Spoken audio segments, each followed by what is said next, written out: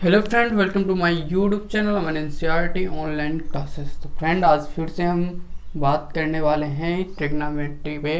उसके बारे में हम जानेंगे और सीखेंगे। उसी के आगे पिछले वीडियो में जो बात किया था उसी के आगे फिर से हम करने वाले हैं। आज फिर से हम बात करेंगे त्रिकोणमिति।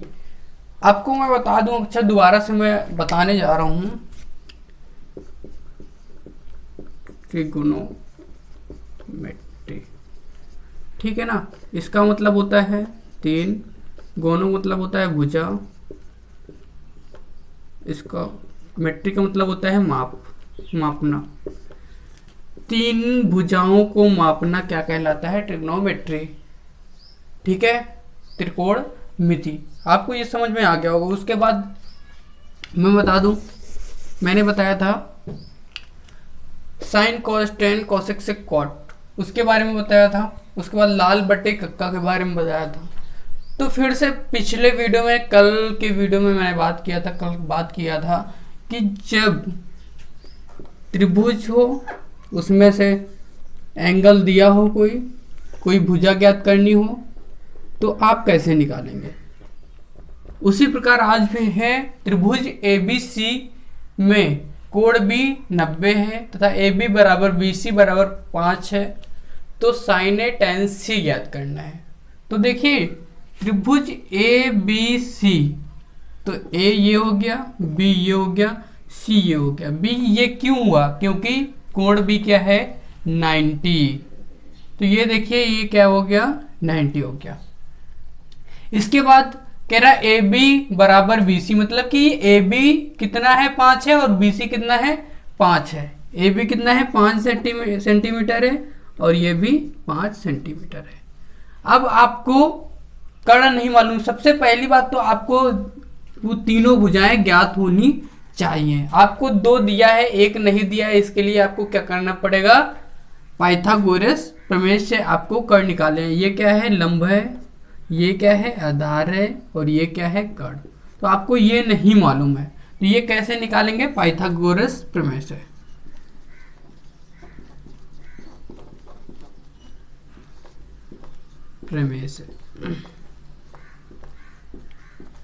इससे निकालेंगे तो क्या होता है पाइथागोरस प्रमेय? K square equal to A square plus L square. के कितना था आपको पता ही नहीं है, यही निकालना है। ए कितना है? 5 सेंटीमीटर। एल कितना है? 5 सेंटीमीटर। 5 25 के स्क्वायर बराबर, तो यहाँ पे मैं लिख देता हूँ के स्क्वायर बराबर हो गया 100। 25 25 50, कितना हो गया? 50 हो गया, ठीक है। अब इसको करेंगे तो के बराबर इधर रूट लग जाएगा। इसको क्या आप लिख सकते हो? इसको आप लिख सकते हो 25 गुणे 2। 25 का 5 हो गया, ये रूट 2 हो गया। के कितना आ गया? 5 अंडर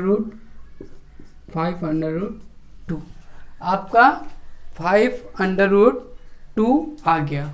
इसके बाद आपको ये तीनों भुजाएं ज्ञात हो गई। अब साइन ए ज्ञात करना है, तो साइन ए का क्या होता है फार्मूला? लाल बट्टे कक्का से साइन ये होता है लंब बटे कर्ण। लंब कितना है? 5, कर्ण कितना है? 5 अंडर रूट 2।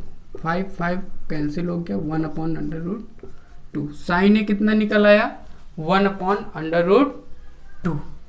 आपको समझ में आ गया होगा। इसके बाद अगर हम बात कर लेते हैं, अब tan C की बारी आई। tan C, अब tan C को हम कैसे समझेंगे? tan C को हम कैसे समझेंगे वो देख लेते हैं। आप कैसे समझेंगे tan C को? देखिए सबसे पहली बात मैंने बताया था, जब कोण दिया हो आपको, ये थीटा है, ये दिया हो तो लंब ये होगा, आधार ये है, ठीक है। जब साइन ए पूछ रहा है तो कोण ये है आपका। लंब कोण के सामने वाला क्या होता है? लंब होता है। तो ये क्या हो गया? लंब, ये आधार हो गया। कर्ण ही रहता है। अब यहाँ पे tan c पूछ रहा है, ये आपको समझने वाली बात है। tan c जब पूछ रहा है तो ये पूछ रहा है, तो इसमें क्या होगा, लंब क्या हो जाएगा, ये हो जाएगा, आधार ये हो जाएगा, कण यही रहेगा। आप ये समझिए, जब tan c मतलब c कोण पूछे, ठीक है, जब c पूछे तो c के सामने वाला क्या हो जाएगा, आधार लंब हो जाएगा, और उसके बगल वाला क्या हो, आधार, और कण ही रहेगा। tan c क्या हो जाएगा, tan, ये देखिए tan है, लाल बट्टे आधार, l बट्टे लंब बट्टे आधार, तो यहाँ पे लंब कितना हो जाएगा, लंब देखिए अब ये वाला है 5, आधार कितना है, ये वाला, कट गया 1 आ गया, tan c कितना आ गया, tan c 1 आ गया। अगर आप इसी में पूछ देता कि मान बताइए, c की वैल्यू बताइए, c की वैल्यू बताइए, a की वैल्यू बताइए, तो आइए हम इसमें निकाल देते हैं tan c। अगर वैल्यू c की बतानी होती, c की अगर थीटा बताना होता तो आप कैसे निकालते, ये समझ लीजिए। tan c हो गया, इधर मैं रफ कर देता हूं,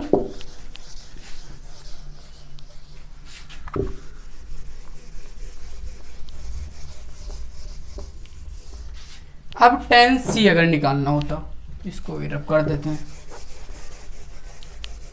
ठीक है ना। सबसे पहली बात इधर समझिए पहले, अगर आपको ये दिया हो तो ये लंब हो जाएगा, अगर यहाँ पे ये दिया हो तो ये लंब हो जाएगा, ये आधार हो जाएगा, ये लंब हो गया, अगर ये लंब है तो ये आधार हो जाएगा, ये कड़ी रहता है, ये ऐसे ही रहता है। आपको इतना समझ में आ गया होगा। तो इस बार क्या है, tan c दिया था, tan c बराबर 1 निकला था, ठीक है। अब क्या हो गया, tan c की वैल्यू ज्ञात करनी, ये तो आपको समझ में आ गया। अब यहाँ पे देखिए tan c ज्ञात करना है, तो tan c, ये अब tan में ये किसका मान होता है, tan में 1 किसका मान होता है, तो ये होता है tan 45 का, tan 45 का हो गया। तो अब देखिए tan और tan, इसको कट कर दीजिए, छोड़ दीजिए, कुछ भी कर दीजिए, सिर्फ c बचा, c = 45, आपका यही आंसर हो जाएगा। अगर एंगल आपको ज्ञात करना होगा तब आपको ये करना पड़ेगा, नहीं तो सिर्फ आपको, लेकिन ये एक याद रखना है एक बात, अगर साइन ए पूछे तो आपको याद रखना, ए पूछे अगर एंगल ए किसी भी पार्ट का, अगर एंगल ए पूछता है तो लंब ये हो जाएगा, आधार ये हो जाएगा। अगर सी के बारे में पूछता है तो सी में लंब ये हो जाएगा, आधार ये हो जाएगा, इतना समझना है। उसके बाद में यदि आपको एंगल पूछ रहा है तो जो भी वैल्यू निकलती है वहां पे क्या कर देते हैं हम, tan c बराबर जो वैल्यू निकलती है वो देखते हैं टेबल में कि वो कौन से एंगल का है। तो यहाँ पे देखिए 1 किसका मान होता है, tan 45, उसी में देखते हैं जो यहाँ पे लिखा हो उसी का हम यहाँ पे देखते हैं वो किसका मान होता है। तो tan c का tan 45 हो गया, tan कट हो गया, c = 45 हो गया, यही आपका आंसर हो गया। मुझे आशा है कि आपको समझ में आ गया होगा। वीडियो को लाइक कर दीजिए, चैनल को सब्सक्राइब कर दीजिए और आगे शेयर करते जाइए ताकि और भी बच्चे पढ़ने पाए। आप हमसे जुड़ सकते हैं टेलीग्राम पे, इंस्टाग्राम पे और फेसबुक पेज अमन NCERT ऑनलाइन क्लासेस पे। और मैं चाहता हूं कि आप पढ़ते रहिए हमारे साथ, शाम को 7 बजे बने रहिए और वीडियो को देखिए और दूसरों के साथ शेयर कीजिए। अगर यदि आप नए चैनल